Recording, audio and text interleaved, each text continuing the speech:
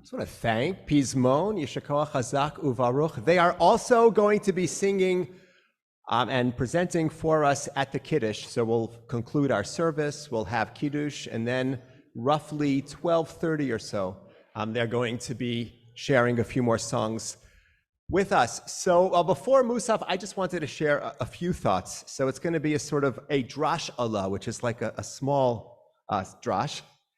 And what I want to reflect on is a question that many people have.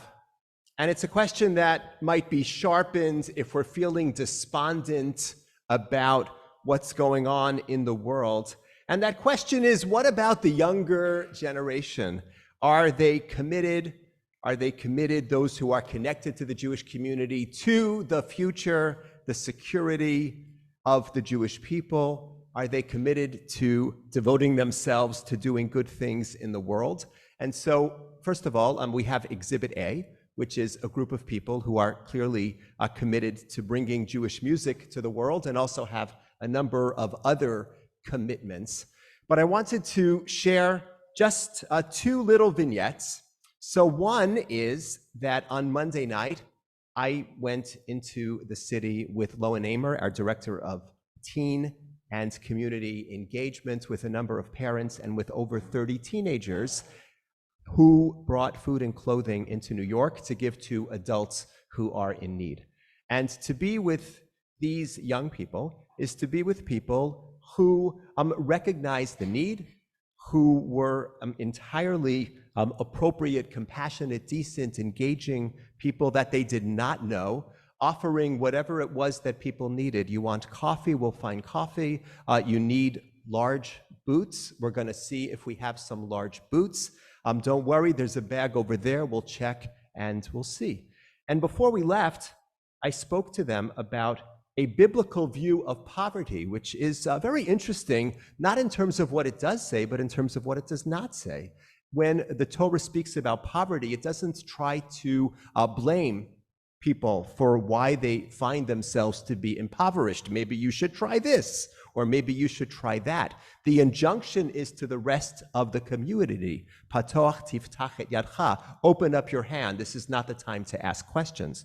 But of course, there are questions that need to be asked. And I certainly intend, as do the other teachers of these teens, to talk to them about poverty, to help them to articulate and to understand why it is that we have so many in this country who don't have their basic needs that are being met.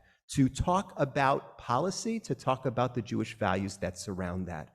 But it was very heartening and uplifting to see that our teens, without in the moment asking questions of people, were just opening their hands and their hearts. So that's the first vignette. And the second vignette is yesterday I was in New York City for the ADL's conference, Never Is Now.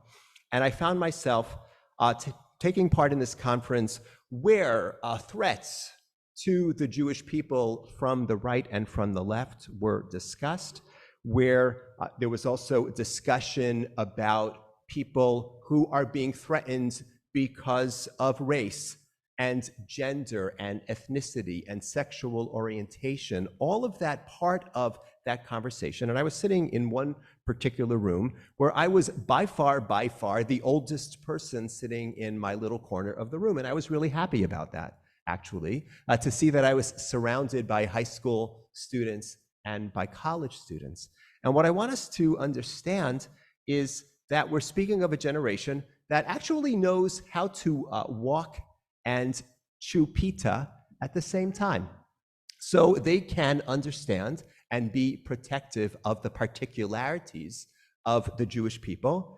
And that includes how it is manifest in Medinat Yisrael, and also be critical of the Jewish people, and also be critical of Medinat Yisrael, and also recognize the important universal impulse to reach out to people of all faiths and of all backgrounds.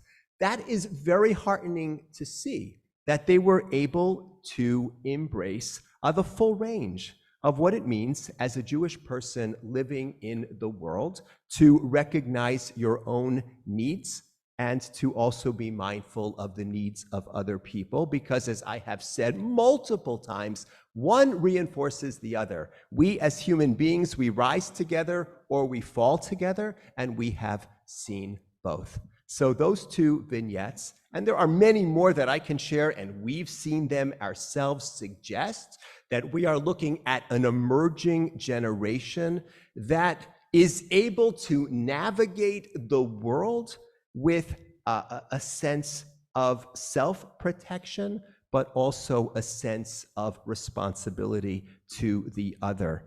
And I want to just conclude with a reference to a part of this morning's Torah portion. So, Akedat Yitzchak, Abraham is told, Kachna et bincha et yechidcha, take your son, your only son, Asher ahavta, the one you love, et Yitzchak, and v'ha'alehu sham, and offer him. It is a very dramatic, in many respects, very troubling narrative. And there are so many commentaries that have been given. One of the most interesting, by Soren Kierkegaard, who was a Danish bishop, who wrote a really interesting drash about the Akedah, which I'll give you the reference for at some future time. But I want to just offer an interpretation, which is that Abraham is being told by God, take a close look at this individual who represents the next generation. Maybe you have been distracted by looking all over and not actually looking at this individual, Kivi Yitzchaki Karela Chazara, who represents your continuity in the world. And we will actually see that Isaac, in a very different way from his father, will be remarkably successful. He will find love, the only one actually of the three patriarchs who finds one spouse. And the Torah says, Vayera, that he loved her. He will navigate his surroundings, making treaties with the local chieftains. And he will also create and be a source of continuity in all kinds of ways. So when we think about the next generation, in the context of whatever despondency we might sometimes feel, I urge us to be extremely hopeful. We are going to be okay. Shabbat Shalom.